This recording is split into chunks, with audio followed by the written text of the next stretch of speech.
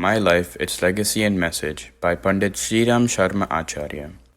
Chapter 6 Sowing of the Seeds for Sublimation of Attitudes and Thoughts, Another Invitation for Pilgrimage to the Himalayas. The movement for sublimation of attitudes and thoughts of the masses was born at Mathura. My determination to sublime the attitudes and thoughts of crores of people is being materialized through this movement. The Sahasra Kundi Yagya, performed in 1958, was simply a medium for the meeting of parijans who were connected with me since previous births and who had to play an important role in the fulfillment of the mission of my present life. About 1 lakh persons took a pledge in this yagya to root out the vices from their families, their personal lives, and from the society. This was a Narmed Yagya. In this yagya, I invited and called upon public-spirited, other-centered persons to join the movement as my colleagues and dedicate themselves to selfless service of society. In fact, I was a mere channel for the flow of divine energy of the invisible miracle worker, my Gurudev, for building up the structure of a mighty movement, for bringing about a total transformation in the hearts and minds of the masses. It was in Mathura that a comprehensive scheme was chalked out to spread the light in every village, by organizing Gayatri Yagya and Yug Nirman Sammelans for moral, intellectual, and social upliftment. All dynamic and inspired persons who had participated in the Sahasra Kundi Yagya at Mathura took up the responsibility to set up the branches of the mission at their respective places and perform similar yagyas there. In other words, in that spiritually surcharged atmosphere of Mahayagya, each of these vibrantly alive persons was inspired to take upon himself the responsibility of finding out at least 1,000 thoughtful persons from the surrounding area and enlist them as active workers of the mission. All these celebrations were planned for 4 days each. Music and discourses were to be organized for 3 days, in which detailed outline and working methods for implementing the 3 transformations were explained, and on the 4th day, people were asked to take a pledge in the presence of sacrificial fire of yagya to give up vices and adopt righteous way of life. These celebrations were most successful. About 1 crore of people listened to the ideology of the mission, and millions took a pledge to give up vices, blind faith, and evil customs. In most of these functions, marriages without dowry and pomp and show were also solemnized. Later in Mathura, a yagya of 100 kunds was performed in which ideal marriages of 100 couples were celebrated. Since then, such celebrations have become a regular feature of the mission's activities, and every year many persons are being benefited by this movement. It is not in public interest to disclose details of several mysterious events which are linked with the important occasion of Sahasra Kundi Yagya. Gurudev has forbidden their disclosure during my present lifespan. There were great tangible benefits from this yagya. A huge organization of Gayatri Parivar was formed within no time. An infrastructure of a moral reawakening movement was built up for basic transformation of thoughts and attitudes of the society through mass moral education. Later, after 2 decades, Pragya Sansthans and Swadhyaya Mandals were formed at places where branches had been established after the Mahayagya. A dedicated whole-time group of workers also emerged from this yagya, who later took full and independent charge of the press, publication, and publicity at Mathura, after I had shifted to Shantikunj, Haridwar for good. Thus, this Mahayagya and subsequent celebration throughout the country had played an important role as a background for the selection of volunteers and permanent workers at Shantikunj.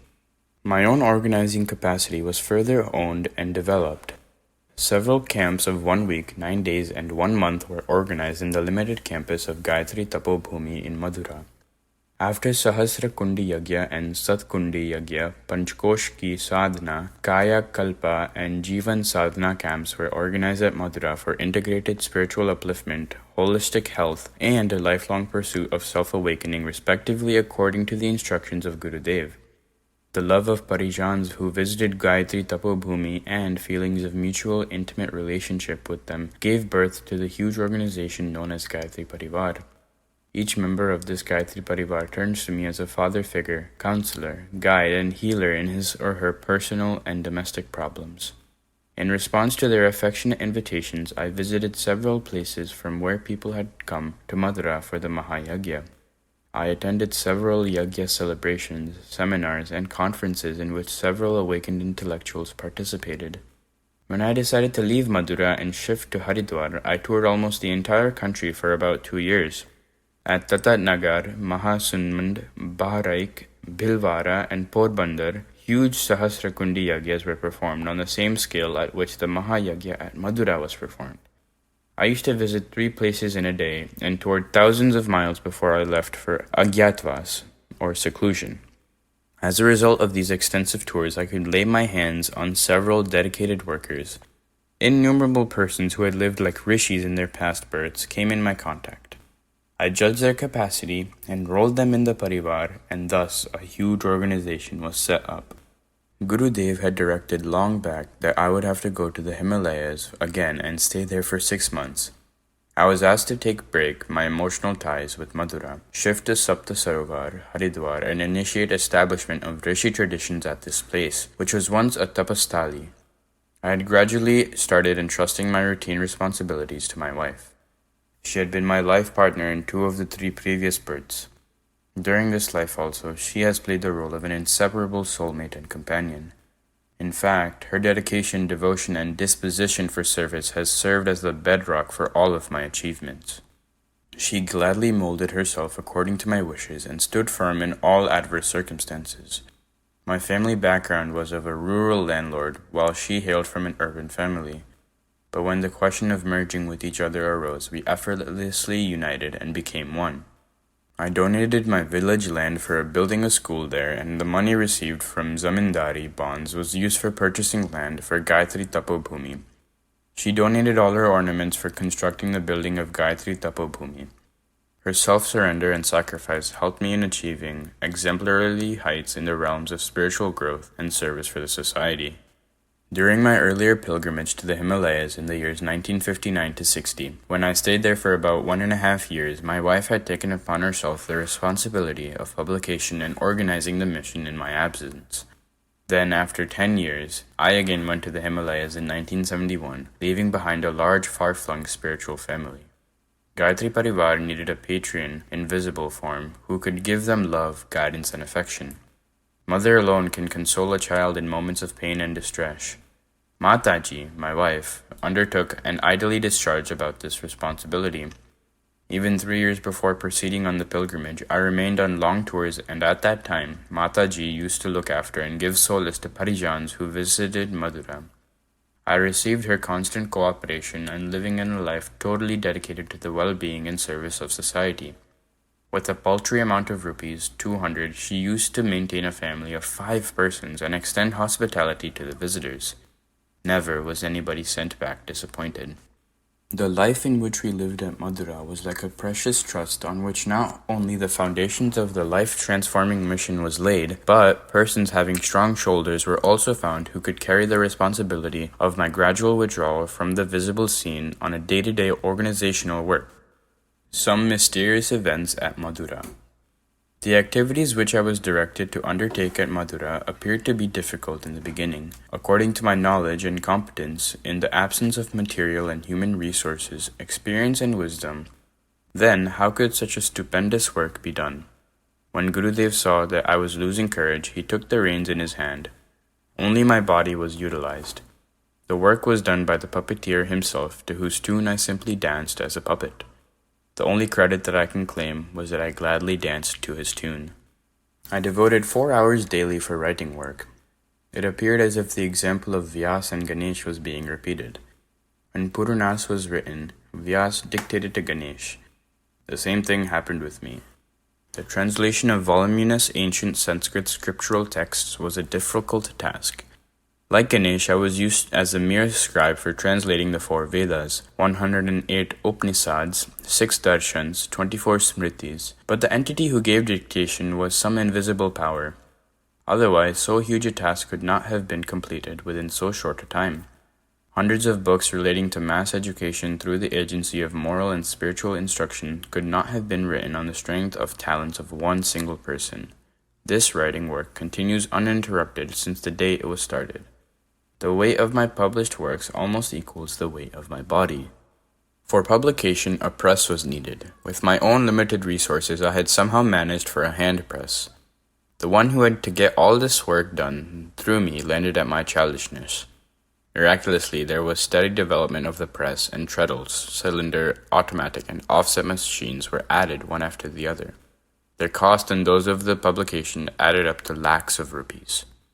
On my own human strength, the number of subscribers of Akhand Jyoti could reach 2,000 only. The guide then gave a push, and the figure has now gone up to 1.5 lakhs. It is likely to register a tenfold increase in due course time. In all, about 1.5 lakh copies of Yug Nirman Yojana in Hindi and Yug Sakti Gayatri, Gujarati, and Yug Satri, Oriya are also being published. It is an unprecedented record that magazines wholly written by one person have such a large circulation, without incurring any loss, and that, too, without accepting any advertisement. With a view to organizing Gayatri Parivar, Sahasra Kundi Yagya was performed at Madura by way of Purna Ahuti of Mahapurusha Charanas. There is no exaggeration in saying that there has not been any celebration of this scale since Mahabharata times. Hardly does anybody know about some mysterious occurrences relating to this celebration. Devoted Gayatri Sadhaks, about 4 lakh in numbers, were invited from all over the country. They all took over charge of the work of educating the masses through moral and spiritual instruction. All these persons were unknown to me, but invitation letters reached them, and they came at their own cost. It remains a riddle and a mystery. The number of daily visitors and participants in the yagya was about 10 lakh persons. The latter were all lodged in a number of huge camps covering an area of 7 miles.